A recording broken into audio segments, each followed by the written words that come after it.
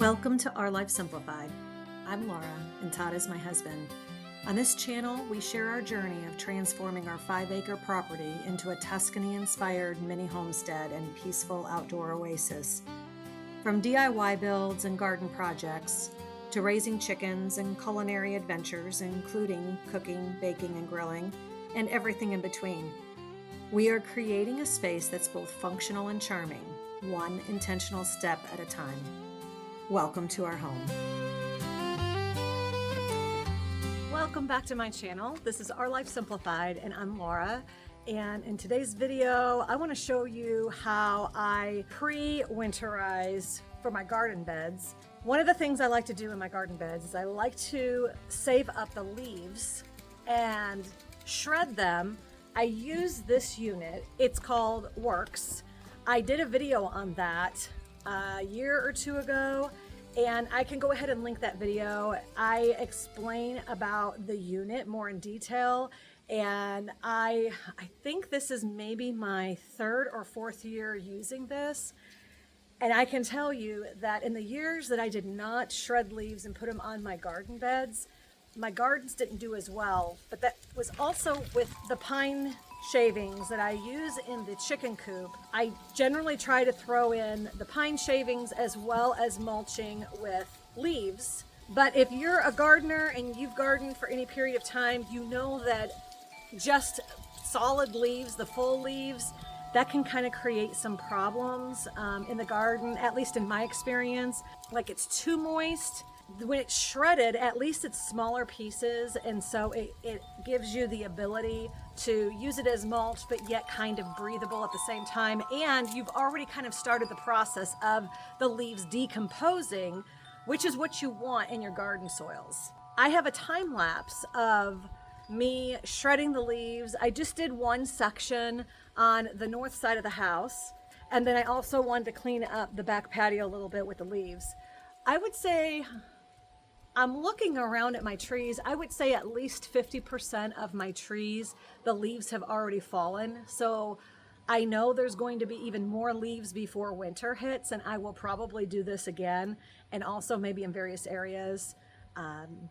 Sometimes what I will do is I will have Todd mow the leaves in a circle so that I can bring this shredder with me and shred up the leaves so that I have the leaves.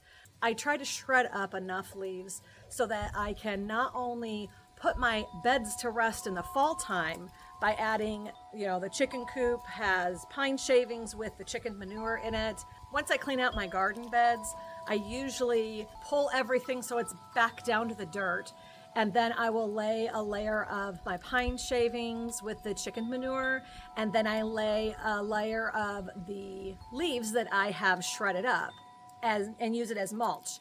The reason why I do that is because I don't want seeds to fall into my garden and start growing prior to the time that I'm actually going to start planting for the summertime.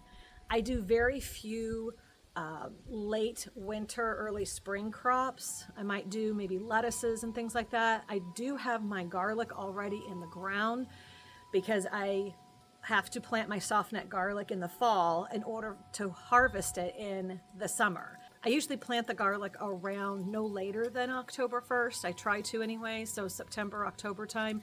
And then when I harvest, obviously the plant tells me when I need a harvest, but it's generally maybe around 4th of July time. I'm in zone 6B. I do have videos on me planting garlic in the fall and harvesting the garlic and braiding the garlic and things like that. So I can go ahead and link those videos as well.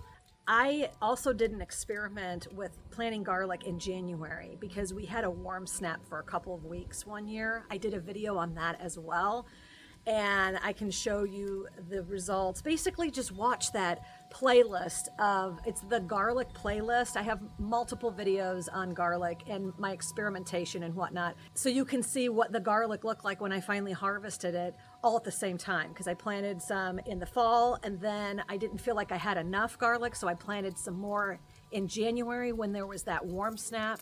but I don't remember all the details. But if you go and check out that video, if you're interested, you can see how the experiment went and what I did and what the results were. When I use this WORX, I do have those two yellow, I guess you could call them handle rakes. I'm not sure exactly what they call them. They call them leaf scoops. They're two yellow leaf scoops, and this is very handy to use these.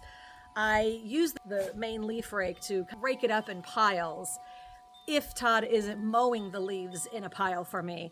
And then I come back with the leaf scoops and scoop them up and put them in the top of the WORX leaf shredder. I'll be sure to link all of this if you are interested, all of the items that I used. And like I said, be sure to check out that video if you're interested in this WORX leaf shredder. I absolutely love it. Like I said, I've been using it for several years now, 3 or 4 years now, and I am really impressed with how well it does.